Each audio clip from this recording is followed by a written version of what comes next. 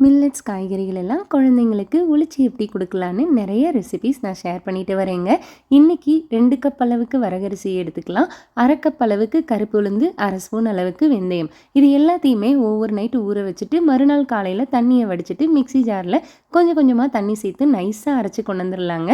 கருப்பு உளுந்தையும் இப்போ இதில் சேர்த்து தண்ணி ஊற்றாமல் அரைச்சிட்டு அதுக்கப்புறம் கொஞ்சம் கொஞ்சமாக தண்ணி சேர்த்து நல்லா நைஸாக அரைச்சிட்டு இதுக்கு தேவையான உப்பு 1 ஸ்பூன் சேர்த்து கையில் மாவை கரைச்சி 6லேருந்து 8 மணி நேரம் புளிக்க வச்சு எடுத்தால் பார்க்க இந்த மாதிரி இருக்குங்க. கருப்பு உளுந்து சேர்த்ததுனால கலர் இந்த மாதிரி இருக்குது. இப்போ இதை நல்லா மிக்ஸ் பண்ணி எடுத்து வச்சுட்டா மாவு ரெடி. இதில் உங்கள் வீட்டில் என்ன காய்கறி இருக்கோ அதை சேர்க்கலாங்க. நான் முட்டைகோஸ் துருவி எடுத்து வச்சுருக்கிறேன். கருவேப்பிலை, சீரக பொடி, கொஞ்சமாக காய்க்கு தேவையான உப்பு சேர்த்துட்டு ஒரே ஒரு பச்சை மிளகாயும் சேர்த்துட்டு இதை நல்லா மிக்ஸ் பண்ணிவிட்டு திக்கான அடையாக ஊற்றலாங்க. காய்கறி சேர்க்காத மாவாக இருந்தால் மெல்லிசான மொறு மொறு தோசை கூட பண்ணலாம். இதோட டீட்டெயில் வீடியோ நம்ம சேனலில் இருக்குது, செக் பண்ணி பாருங்கள்.